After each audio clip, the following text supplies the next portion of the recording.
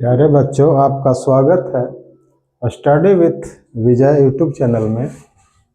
आज हम आपके लिए क्लास 10th मैथ का 2026 बिहार बोर्ड के लिए मॉडल सेट 1 का सबसे महत्वपूर्ण प्रश्नों को लेकर के आए हैं। आप इसे ध्यान से देखें और अच्छी तरह से समझने का प्रयास करें।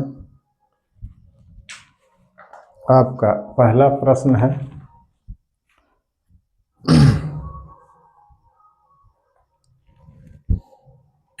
प्रश्न 1 में है कि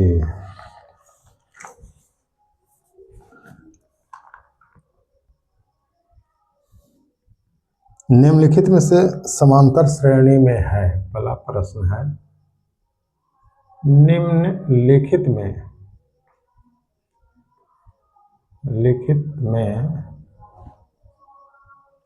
कौन समांतर श्रेणी में है? समांतर श्रेणी में है।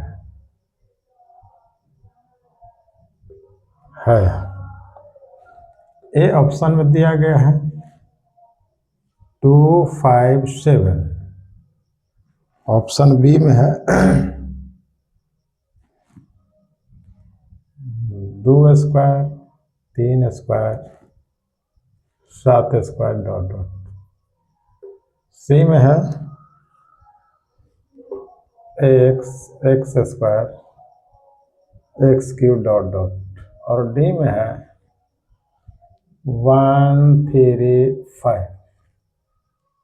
अब इसमें सवाल है कि निम्नलिखित में कौन समांतर श्रेणी में है, पता लगाना है। तो समांतर श्रेणी में कोई भी संख्या कब होता है? जब उसके प्रत्येक अगला संख्या में एक निश्चित संख्या जोड़ने से प्राप्त होता है। किसी भी समांतर श्रेणी का प्रत्येक अगला पद उसमें उसके पहले वाले में एक निश्चित संख्या जोड़ने से प्राप्त होता है। तो हम आइए देखें कौन ऐसा इसमें संख्या है जो उसके पहले वाले में एक निश्चित संख्या जोड़ने से प्राप्त हो रहा हो। यहाँ पर हम देखते हैं कि 2 के बाद 3 जोड़ा गया है तो 5 आ रहा है। अब 5 के बाद फिर 2 जोड़ा गया, एक निश्चित संख्या नहीं है। 2 के बाद कितना जोड़ा गया है? 3।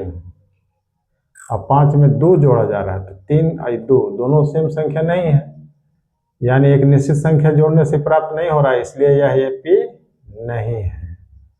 अब इसमें देखते हैं कि इसका मतलब क्या है। 2 दूनी 4, यह है 2 दूनी 4, 3 तिया 9 है, ये 7 7 49 है। बताइए 4 में 5 जोड़ने से 9 आ रहा है और 9 में 40 जोड़ने से, तो एक निश्चित संख्या जोड़ने से प्राप्त नहीं हो रहा है, इसलिए यह एपी नहीं होगा, ये भी एपी नहीं है। चलिए इसमें देखते हैं। इसमें x में x जोड़ने से कितना जोड़ने की x स्क्वायर है, तो नहीं, ऐसा कोई संख्या नहीं है जो इसको में जोड़ने से ये प्राप्त हो, इसलिए ये भी एपी नहीं है। आइए डी ऑप्शन में देखते हैं। 1 में कितना जोड़ने से 3 आया है, तो 2। 1 में 3 जोड़ने से 2 आया है, 1 प्लस 3 नहीं सॉरी 2 जोड़ने से 3 आया है। 1 में 2 जोड़ने से 3 आया है, फिर 3 में 2 जोड़ने से 5 आया है। तो यहाँ पर 2 जोड़ने से निश्चित संख्या क्या है? यही है। सेम संख्या जोड़ने से अगला पद प्राप्त हो रहा है, इसलिए यह एपी में है। डी ऑप्शन सही है। आइए अगला प्रश्न क्या है। अगला प्रश्न है, अगला प्रश्न है कि 5x square minus 4x plus 2 बराबर 0 का विवित कर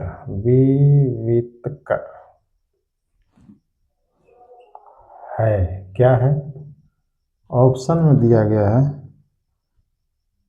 24, बी ऑप्शन में है -24, सी ऑप्शन में है 26 और डी ऑप्शन में है -28। कौन सा ऑप्शन सही है? यहाँ पर पूछ रहा है कि 5x² -4x + 2 का विवितकर क्या है? विवितकर क्या होता है? विवितकर यानी विवितकर, या कभी पूछता है विवेचक, दोनों एक ही चीज है। अंग्रेजी में इसको डिस्क्रिमिनांट कहते हैं। तो विवितकर या विवेचक दोनों सेम चीज है, इसको डी से सूचित करते हैं। तो इसका डी निकालना है, तो डी का फार्मूला क्या है? यानी विवितकर का फार्मूला क्या है? b² - 4ac, b² - 4ac यही फार्मूला है, सूत्र है विवेचक निकालने का, चाहे विवितकर निकालने का, चाहे डी निकालने का, डिस्क्रिमिनांट निकालने का। तो यहाँ पर हम देखते हैं कि इसमें x² के गुणांक को a कहते हैं और x के गुणांक को b कहते हैं, और ये अचर पद है, ये स्वतंत्र है, ये अचर पद है, इसको c कहते हैं। तो यहाँ पर देखें b² - 4ac हमको निकालना है, तो b कितना है? 4 है, -4 है, तो -4² - 4a कितना है? 5 है, और c कितना है? 2 है। तो इस 4 चौके 16 हो जाएगा, माइनस प्लस हो जाएगा, -4 × 5 = 20 दूनी 40 ना, 4 × 5 = 20 दूनी 40। तो 16 में से 40 घटेगा तो -24 यानी बी ऑप्शन आपका सही उत्तर हो जाएगा। ये है अगला क्वेश्चन। अब देखते हैं आगे प्रश्न में क्या कहा जा रहा है कि तीसरे नंबर का सवाल में कि 2x² - 4x + 3 = 0 के मूलों की प्रकृति होगी। क्या होगी?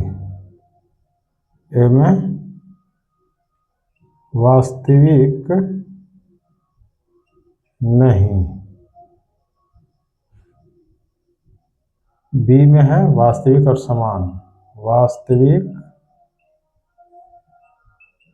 और समान, वास्तविक और असमान। सी में है वास्तविक और असमान। डी में है इनमें कोई नहीं, इनमें कोई नहीं। कौन सा ऑप्शन सही होगा? आइए, मूलों की प्रकृति क्या होता है?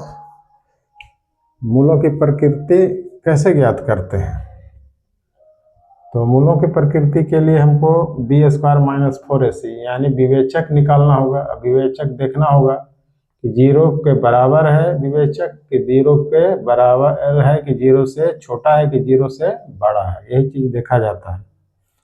यानी इसमें हम देख रहे हैं x² के गुणांक a है, यह x का गुणांक b, यह है a, यह है c। यहाँ पर विवेचक निकालेंगे, यानी विवेचक b² - 4ac निकालते हैं। अब देखते हैं कि 0 के बराबर है होता है, कि 0 से छोटा होता है, कि 0 के बड़ा होता है 0 से, यही चीज देखा जाता है इसमें। तो b कितना है? -4 है, तो -4² - 4 × a कितना है? 2 है, × c कितना है? 3 है, यानी 4 चौके 16 - 4 दूनी 8 सॉरी सी 3 है ना, 3, 4 दूनी 8 3 के 24। तो क्या हो जाएगा? 16 में से 24 गया 16 में से 24 जाएगा तो -8 बचेगा। यानी जब माइनस में आ गया तो ये क्या हो गया, 0 से छोटा है। यहाँ पर 0 से छोटा आता है। B square -4ac less than 0। और ऐसी स्थिति में क्या होता है, 0 से छोटा होता है तो वास्तविक नहीं होता है। मूल क्या होता है, मूल की प्रकृति क्या होगा, वास्तविक नहीं होगा। तो वास्तविक नहीं होगा तो ये ऑप्शन ए सही होता है। इस प्रकार से हम मूलों की प्रकृति बताते हैं। अगर बी स्क्वायर -4ac 0 के बराबर आता है तो मूलों का वास्तविक और समान होता है। 0 से बड़ा होता है वास्तविक और असमान होता है, लेकिन यहाँ तो 0 से छोटा आ गया, इसलिए वास्तविक और वास्तविक नहीं होगा मूल। आइए अगला प्रश्न।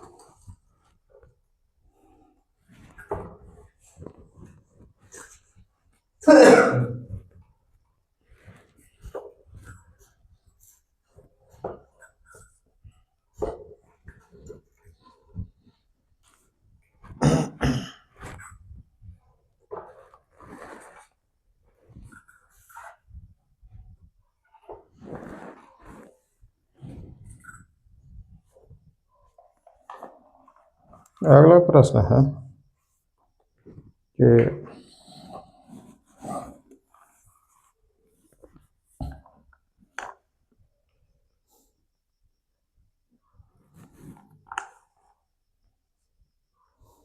अगला प्रश्न है कि निम्नलिखित में प्रश्न है, निम्नलिखित में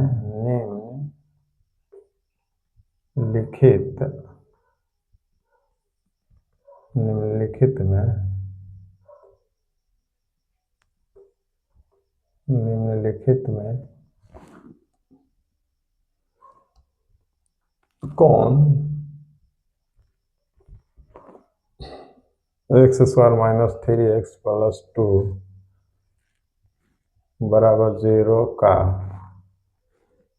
एक मूल है। ऑप्शन है ए में 0, बी में -1 और सी में 2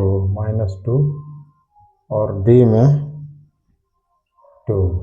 कौन सा ऑप्शन इसमें सही माना जाएगा? तो आइए देखें, निम्नलिखित में कौन इतना का यानी x² - 3x + 2 का मूल है।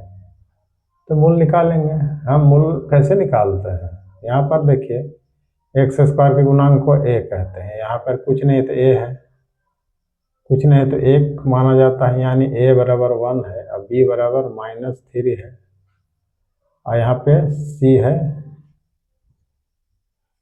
ना। तो मूल, यहाँ पे मूल कहता है कि मूल बराबर होता है -b + -√b² - 4ac बटा 2a। अब हम क्या करेंगे, -3 लिखेंगे प्लस -√b²। b कितना है, -3 है तो -3² - 4 इंटू a कितना है, 1 है, c कितना है, 2 है, बटा में 2a। तो कितना हो जाएगा, -3 प्लस माइनस √3 9 - 4 दूनी 8 बटा 2a, यानी 2a का मान कितना है, 1 है। तो यहाँ पर 1 लिखते हैं, 2 इकाई 2 हो जाएगा। कितना हो जाएगा, 3 प्लस माइनस 9 में से 8 गया 1 √1 बटा 2 बराबर कितना हो गया 3 प्लस माइनस 1 का वर्गमूल 1 बटा 2। यानी एक बार जोड़ेंगे तो अल्फा मूल पहला होता है 3 और 1 4 बटा 2, 2 दूनी कट गया। बीटा मूल क्या हो जाएगा, 3 - 1 बटा 2 बराबर 2 बटा 2 1 होगा। यानी बीटा का मान 1 हो गया, यानी 2 एक मूल है। तो एक मूल है, यहाँ 1 और 2 आ रहा है, तो 1 में तो -1 है, 2 में ये है डी ऑप्शन प्लस में। यही आपका सही उत्तर है। यह था प्रश्न। अब आइए अगला प्रश्न क्या है, 5वें नंबर का प्रश्न का।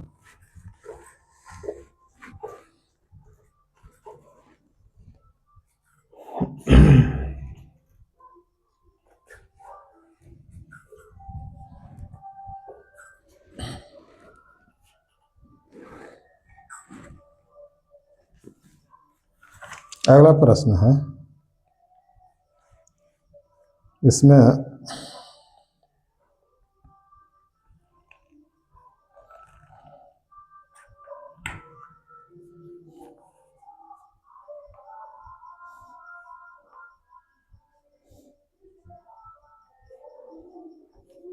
यदि यहाँ पर कहता है प्रश्न में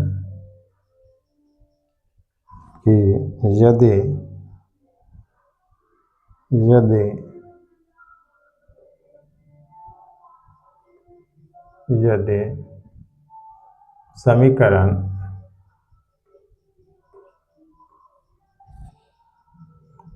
4x² माइनस 3kx प्लस 1 बराबर 0 के मूल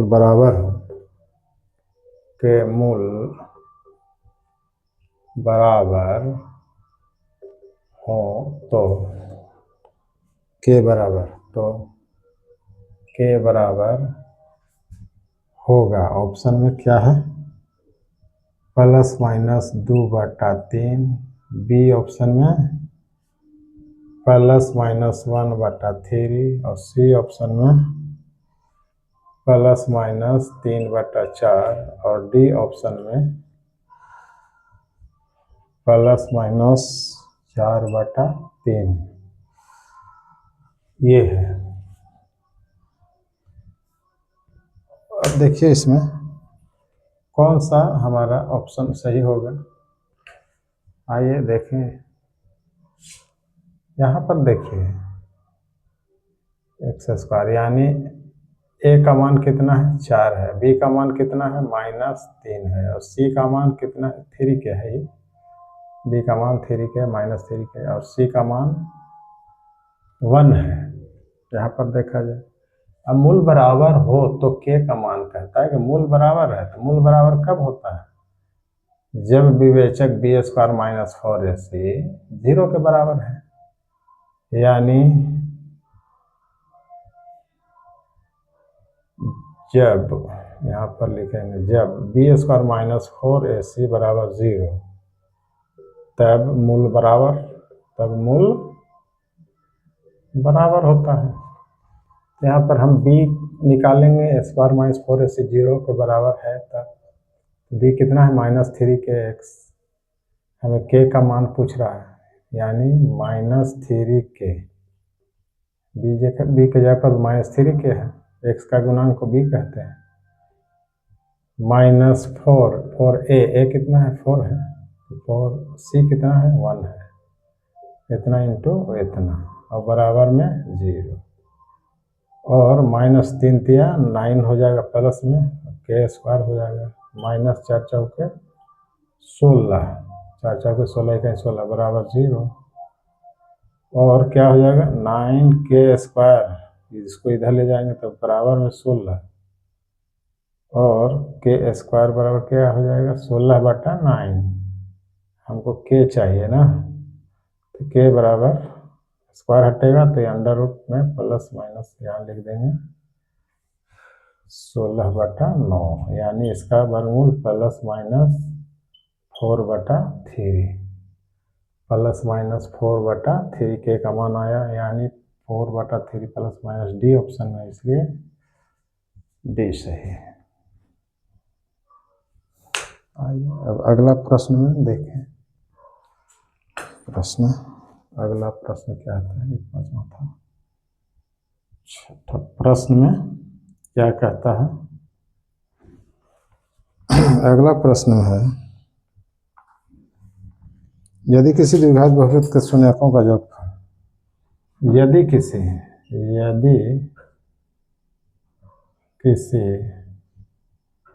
द्विघात बहुपद के द्विघात बहुपद के शून्यकों का योगफल, शून्यकों का योगफल 2 एवं गुणनफल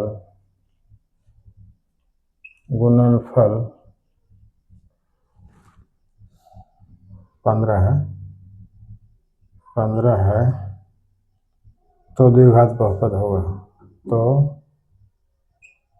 द्विघात बहुपद होगा। ऐसा प्रश्न है। अब कौन होगा? तो ऑप्शन है इसके लिए, ऑप्शन में है ए में x² + 2x + 15, बी ऑप्शन में है x² + 2x - 15, सी ऑप्शन में है कि x² - 2x + 15, और डी ऑप्शन में है कि x² - 2x - 15। इसमें से कौन सा ऑप्शन सही होगा? तो आइए देखें। यहाँ पर पूछ रहा है कि शून्यकों का योगफल 2 एवं गुणनफल 15 है। शून्यकों का योगफल यहाँ है, शून्यकों का गुणनफल 15 है, शून्यकों का योगफल 2 है। द्विघात बहुपद के 2 शून्यक होते हैं, कौन? अल्फा और बीटा, यानी शून्यकों का योगफल, यानी अल्फा प्लस बीटा। शून्यकों का योगफल कितना दिया है? 2 दिया है, और गुणनफल अल्फा इंटू बीटा बराबर 15 दिया है। तो पूछता है कि द्विघात बहुपद होगा। द्विघात बहुपद का सूत्र होता है द्विघात बहुपद बराबर होता है x² माइनस शून्यकों का योगफल इंटू x माइनस प्लस शून्यकों का गुणनफल। यह सूत्र है, इंटू यहाँ पर k होता है, जहाँ k हरों का एलसीएम होता है, एलसीएम हरों का। तो हम इसको बैठा देंगे, अल्फा प्लस बीटा हमको अल्फा इंटू बीटा मालूम है। यहाँ पर लिख सकते हैं कि x² minus alpha plus beta कितना है? 2 है, into x plus alpha into beta कितना है? 15 है। यहाँ पर आगे क्या लिखेंगे? x², के हर का एलसीएम तो कुछ नहीं है, इसलिए यहाँ भी कुछ नहीं बैठेगा, क्योंकि हरों का एलसीएम के होता है। तो हर का एलसीएम कट्टा में तो कुछ है नहीं, तो हम लिख सकते हैं x² माइनस 2x प्लस 15। इसमें ऑप्शन कौन होगा? ऑप्शन सी सही है। सी वाला ऑप्शन सही उत्तर मिल रहा है, इसलिए ऑप्शन सी सही है। अब हम आगे अगला प्रश्न देखें।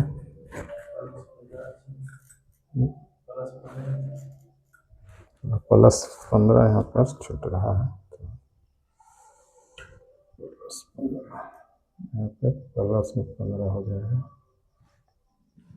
चिन्ह छूट गया था।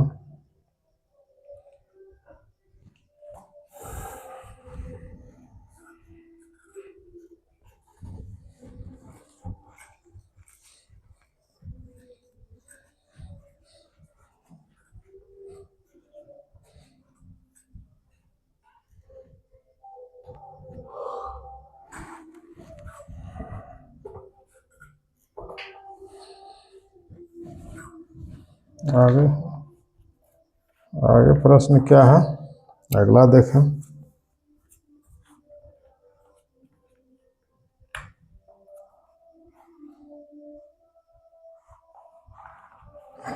यहाँ है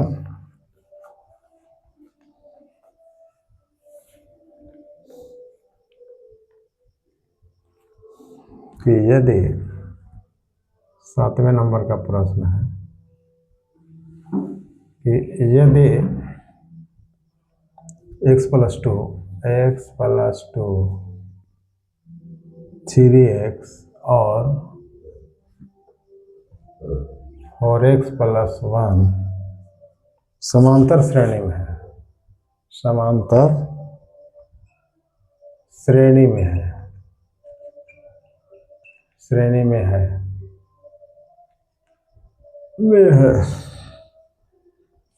तो x का मान, तो x का मान है, क्या है, 2 4 3 ए में है, 2 बी में है, 3 और सी में है, 4 और डी में है 5। कौन सा ऑप्शन सही होगा? तो आइए देखें, यहाँ पर कहता है, क्या कहता है कि यदि x प्लस 2 3x और ये 3 को पद समांतर श्रेणी में है, तो समांतर श्रेणी में है तो x का मान ज्ञात करें कहता है। तो समांतर श्रेणी का गुण क्या है? प्रत्येक अगला पद में से उसके पहले का पद घटाते हैं तो सेम आता है, एक निश्चित संख्या आता है। तो हम देखते हैं यानी बराबर आता है, इतना में से इतना घटाएंगे वही इतना में से इतना घटाएंगे, दोनों सेम रहेगा। यहाँ पर वही काम करते हैं हम, 3x माइनस x प्लस 2 करेंगे, ये हो जाएगा बराबर, इसका घटाव इसके घटाव के बराबर हो जाएगा, यानी 4x प्लस 1 माइनस 3x, दोनों सेम।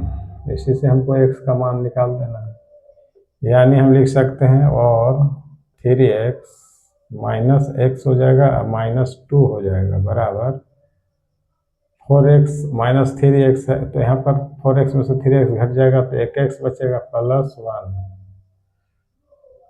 और इसको हम इधर ले लाएंगे, अब बिना x वाले को इधर ले जाएंगे तो क्या हो जाएगा, अच्छा ये भी 3x में से 1x घट जाएगा तो ये बचेगा 2x, ये है, इसको इधर लाएंगे तो माइनस x हो जाएगा, इसको इधर ले जाएंगे तो 1 प्लस 2 हो जाएगा, और 2x में से 1x घटेगा तो 1x बचेगा, आई 2 और 1 3 हो जाएगा। तो ऑप्शन में आपका 3 बी में है, इसलिए बी ऑप्शन सही है।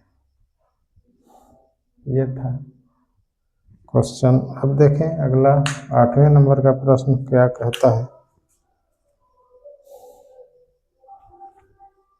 तो यहाँ पर है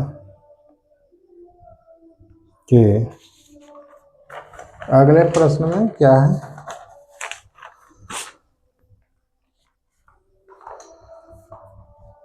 कि समांतर श्रेणी, यहाँ पर समांतर श्रेणी, समांतर श्रेणी श्रेणी 10 7 4 का 11वां पद है, क्या है, ए ऑप्शन में -10, बी में -15, सी में -17 और डी में -20। कौन सा ऑप्शन सही है? 11वां पद पूछ रहा है एपी का, ऑप्शन दिया गया है, ऑब्जेक्टिव क्वेश्चन। देखिए यहाँ पर, देखिए यहाँ पर है कि एपी है 10 7 4, इसका 11वां पद पूछ रहा है, 11वां पद, ये ए है ना, पहला पद है। तो यहाँ पर हम जानते हैं कि 11वां पद, 11वां पद का होगा, 11वां पद बराबर का होता है ए प्लस 10 डी होगा, इस सूत्र है, एक कम होता है यहाँ पे इंटू सार्वंतर ए प्लस, यहाँ पर ए पहला पद कितना है 10 है, यहाँ पर 10 लिखेंगे प्लस 10 डी ना, 11वां पद पूछ रहा है तो एक कम करके डी से सार्वंतर से गुना करते हैं, तो 11वां पद निकलेगा, यानी 10 डी, डी कितना है 7 में से 10 घटाएंगे और 4 में से 7 घटाएंगे तो -3 आएगा। माइनस में है सार्वंतर, इसलिए यानी यहाँ पर गुना कर देंगे -3 बराबर कितना हो जाएगा 10 और 10 या 30 -30 -30 में 10 गया तो -20 ये डी ऑप्शन होगा। यहाँ पर माइनस में 3 आया क्योंकि सार्वंतर होता है, प्रत्येक अगला पद में से इसके पहले वाली पद को घटाते हैं, यानी यहाँ पर हम 7 - 10 कर देंगे तो -3 आएगा। यही 3 हमने यहाँ बैठा दिया तो 10 दिया -30, 10 में से -30 गया तो -20 ऑप्शन डी में है। ये आपका आंसर। ये था 8वां सवाल। अब क्या है,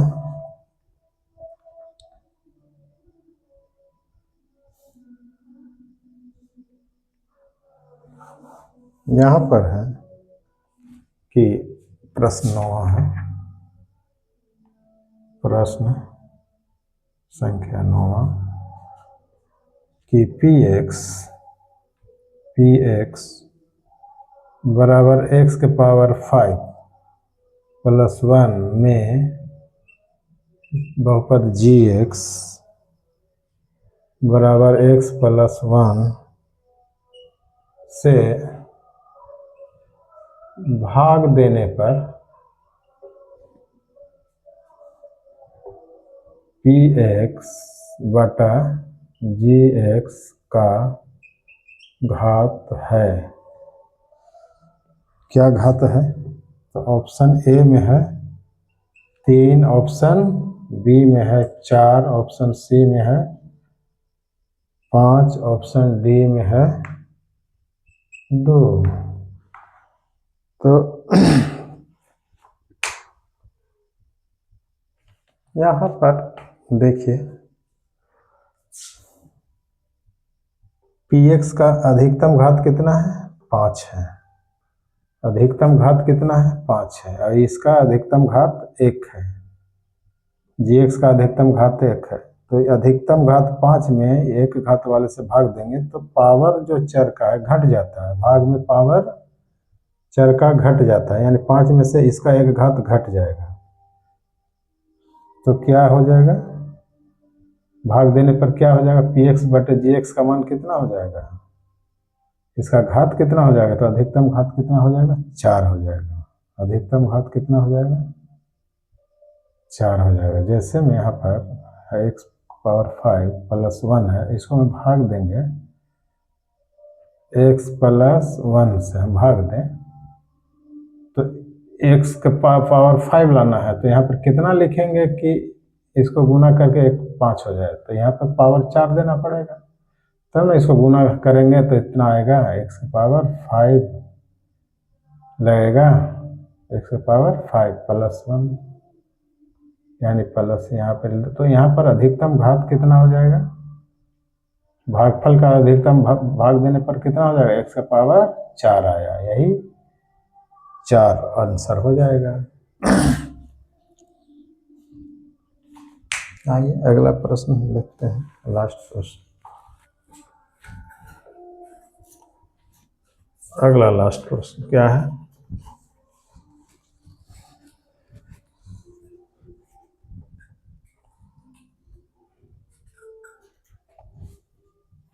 तो अगला प्रश्न है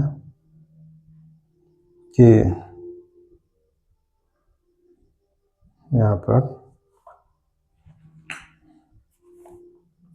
कि यदि बहुपद px का एक शून्यक, प्रश्न है 10वां प्रश्न, कि यदि बहुपद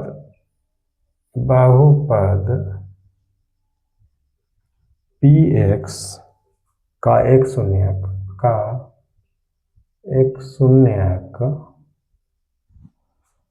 -3 हो तो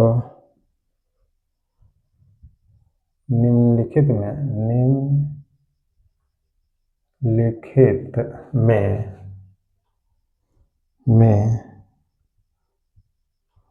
कौन पी एक्स का एक गुणनखंड होगा, ये चीज मालूम करना है। तो आइए देखें यहाँ पर पी एक्स का एक शून्यक कितना है? पी एक्स का एक शून्यक है -3। तो पी एक्स का एक गुणनखंड ऑप्शन में दिया गया है, यहाँ पर ऑप्शन छूट गया लिखना, ऑप्शन में दिया गया है,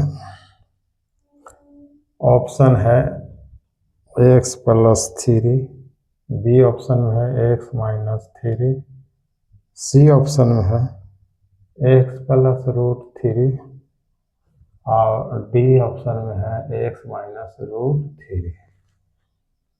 तो कौन सा ऑप्शन सही होगा ये हमको पता लगाना है। आइए देखें इसको, यहाँ पर एक शून्यक है -3, यानी x बराबर कितना है -3 आया है।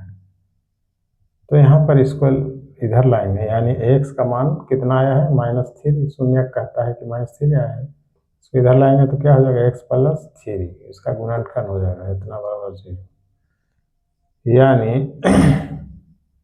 यहाँ पर गुणनखंड इसका क्या हो जाएगा x + 3, यही गुणनखंड हो जाएगा। x + 3 इस ऑप्शन में है, तो हमारा उत्तर ए ऑप्शन होगा। यही आज का मॉडल सेट का पहला भाग यहीं समाप्त होता है।